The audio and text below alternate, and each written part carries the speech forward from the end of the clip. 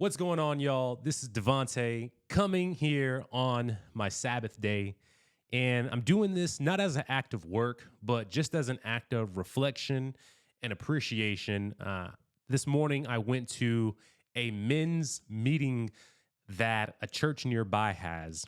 And the content of it was just so good. And it allowed for a point of reflection that it did so much for me that, typically I pray that when we come together to discuss love in the Love Jesus Challenge that the Inspire Challenge podcast is hosting, I pray that from the overflow of coming together and leaning into Jesus' word, that we will be able to overflow that onto the people around us. And going into that men's breakfast this morning, there was a very specific piece that occurred that, man, when I heard it and when I started to really process it through myself, I thought, wow, I can see that exact scenario playing out within my own life. And so that's what I wanted to come on and just to spill this out to you guys about, and then to raise up sort of a side quest challenge to those that watch the Inspire Challenge podcast on a regular. So the person speaking was a man, I think his name was Ben or Mark. I think it was Ben though. And he was talking about how he has a son, and his son was going off to college. And he told his son, hey, everything is your choice now. And his son would have this, in high school, he would have these issues where he would go to school, he would sit alone during lunch, and he didn't sit with anybody for about 3 weeks. And then finally, he was able to find a group of people who would invite him to his table. But when he got to that table and he hung out with those people over a certain amount of time, he noticed that the conversations that they were having were not conversations he had any interest in listening to, contributing to, anything like that. And so he comes to his dad and he's like, Dad, what should I do? Like, I don't like what they're talking about. Like, I don't know what I should do. Like, and the dad is like, son, what do you think you should do? How do you think is the best way to proceed in it? And his son was like, I don't know, like, da-da-da. And his dad was like, well, pray about it, just pray about it. And so some more time goes by, and finally it comes to a point where his dad is checking up on him again. And the son says, yeah, I left the table. I'm sitting by myself now. So now he's sitting by himself. And as he's by himself, that goes on for about 3 weeks to a month. And finally, after that time, Dad asks him again, and he says, yeah, no, I'm still sitting by myself now. I can't go back to those friends. I haven't found anybody. And so his dad says, so what are you going to do? And his son says, I don't know, Dad. I really don't know what to do. And he says, what would you do, Dad? And his father says, oh, well, son, this is your choice to make. But, you've come to me, you've asked me for advice. And so I'll give you my perspective. Maybe you can look at going and maybe starting up some type of game club. You like to play games. Maybe you can get together a club of people and you guys can do that together. And maybe that can be your new friend group. And so his son goes, oh man, that's a great idea. So soon thereafter, the father gets a phone call. And it's the principal. And the principal says, hello, your son has a petition signed by 35 students and the endorsement of a teacher for starting up a poker club.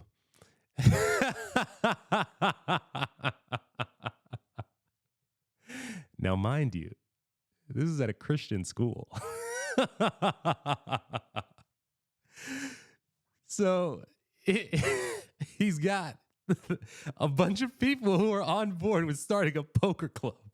And the school's like, yeah, we're going to have to give a pass on that. And the father's like, thank you for letting me know.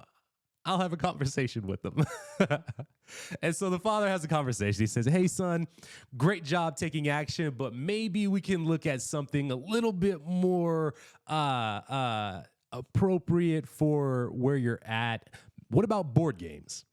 And the son goes, that's even better. Yeah. And so he starts up the club, meets a bunch of people. They start hanging out, and boom.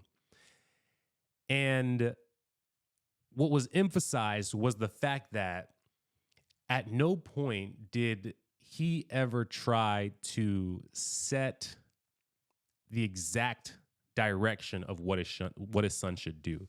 And instead, what he did was believe in him. He trusted in him. He let him know that he trusted him.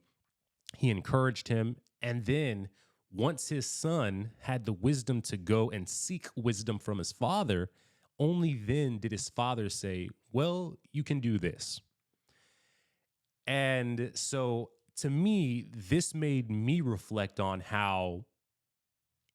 who have I known in my life that's done this similar thing? Well, some people I can think of with this are, especially throughout my childhood, my mom was very much like this, to where she would say, hey, this is your decision to make. And then whatever happens is on you. So that was a version of it that existed. Later in my life, my father became a person that a lot of how we had conversation involving relationships. And he would tell me, well, son, this is your choice, your man. You got to pick what you think is right. And he wouldn't assert an opinion. And then I would say, well, what would you do in this situation? How would you handle it? And he would give me what he would do and what his thought would be in it. And so then I started to see that version of it. And then when I think about currently in my life, where is that reflected? I would say I experienced that the most actually with my wife. It's something that's so interesting because it's a dynamic that, as a newly married kind of young couple in there was this melding of these two worlds. And I had built up a certain set of beliefs, and she had a certain set of beliefs built up, and there were certain sets of boundaries. And a point of contention was me very much being like, hey, don't overstep into these certain topics that I have a certain sense of ownership over, whether it's giving your opinion or speaking on something or whatever it is. Like, I will invite you into that space when it's comfortable for me. And there were times where this would be a major source of conflict for us. But what I've actually found within the past 2.5 months, especially, is that I have found myself consorting to my wife a lot more for different subject matters. Probably primarily, the number one thing I can think of is things regarding this entire challenge series that we're doing, the Love Jesus Challenge series. I would do certain things. I would try out a certain thing. I would implement this and take away this. And in a lot of it, there's been a lot of me questioning things. Is it worth it for me to, do this giveaway? What is the negative of it? Is it worth it for me to add these graphics or not? And these are all decisions that are for me to make. And there's other stuff in the background as well, involving like ministry decisions and whatnot. And whenever I would be thinking about it, or my wife would ask me what's on my mind, I would explain it to her. And her response would be, well, I know that you'll make a good decision. I trust what you'll think on it. You've got this. And from her doing that, it wasn't anything that was like groundbreaking, but from her doing that and me thinking about it and just wanting another opinion, I would then invite her in to give the opinion on it. Another way that she did this, sometimes within the past couple months, we would be in conflict, and I would be wound up, riled up, and I'd be like agitated. And her response would be to go, honey, how can I support you in this? You know, even when she could say something that was like defending herself, she could say something that was like pointing out how I'm starting to act more irritated towards her. She would take the step back and she would ask that question: how can I support you? And that did a lot in terms of me thinking, like, oh, she's not getting angry as well. She's trying to figure out a work through this together type of thing. And it was just such a disarming way of approach that she had. And within the past couple of months, I have especially found myself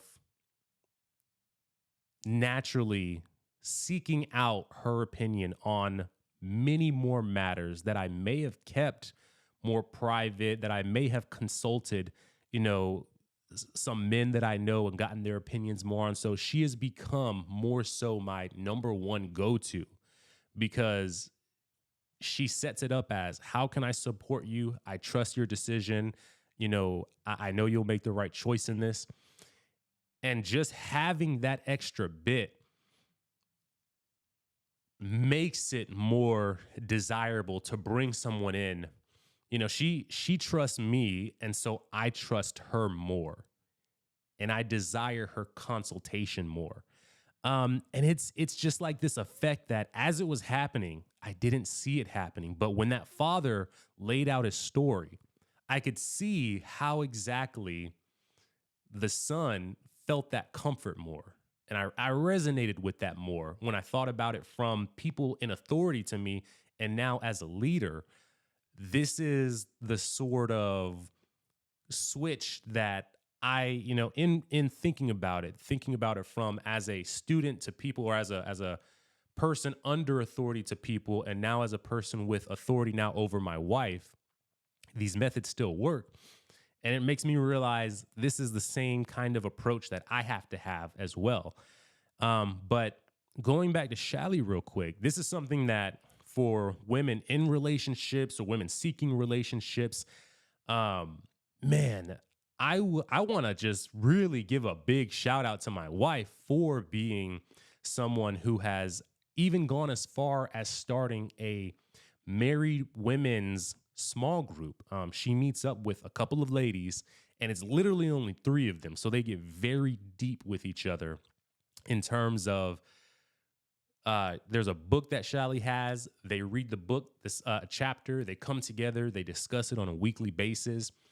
And I can just see how she has been attempting to implement those things, because, like, as I've said, it's felt more like a her trying to come alongside me, disarm some of my responses to certain stressors, and, you know, coming onto like the side of me, kind of like that hug around. And man, I just want to say, like, if we can take a moment here in my Sabbath, I want to encourage women to go into the comments of this video and just to leave a shout out to you, Shally, you know, a praise for her for really the true effort and the grit that she's had to make a small group for for this purpose, to study it, to implement it, to take action in it. Because as we've been talking about love and this challenge series, a reoccurring phrase that comes up in so many of these days is real love takes action.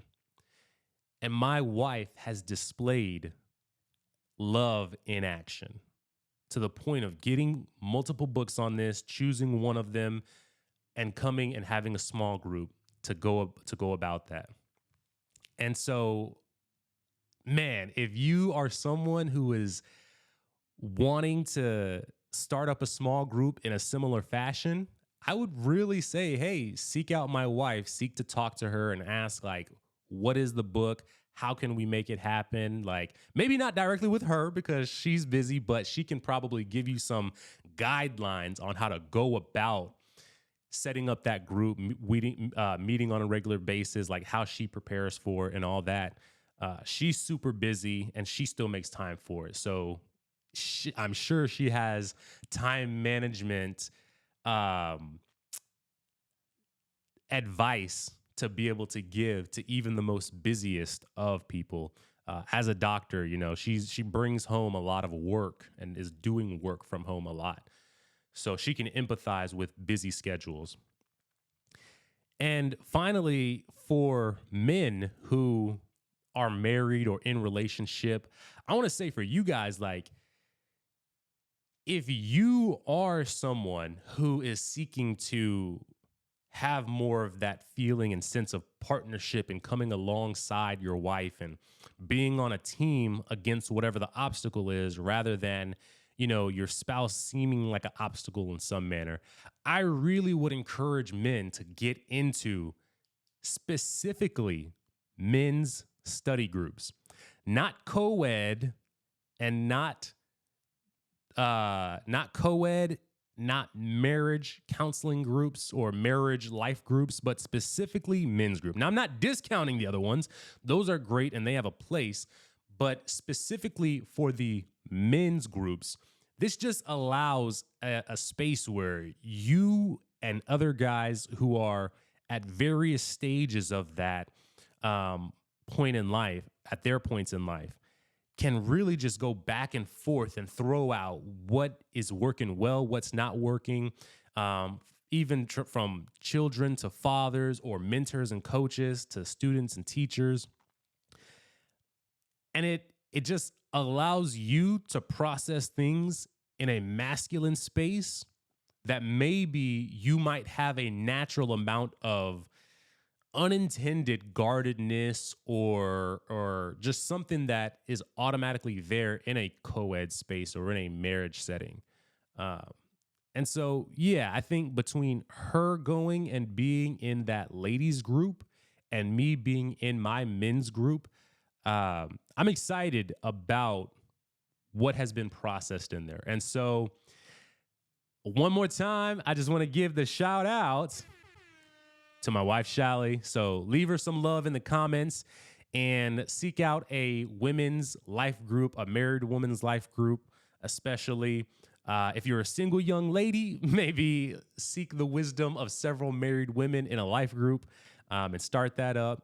Maybe similar ages within like a 5 to 10 year group, or if it's going to be a larger, if the age range is going to be larger than that, if it's going to be like 10 to 20 years, I would say have a larger number of people in it. But if it's going to be like a small group, probably best to have like a closer age range together. So that way you guys can empathize more, go deep, and try to make suggestions to each other from the outside perspective after considering what the scripture says and what the book that you're studying says. That is the biblically based book. So yeah, that's it. Thank y'all for coming into my TED Talk on my Sabbath day. Back to rest I go. And I'll see you guys on tomorrow for day number 21 of the Inspired Challenge podcast, Love Jesus Challenge. Take care.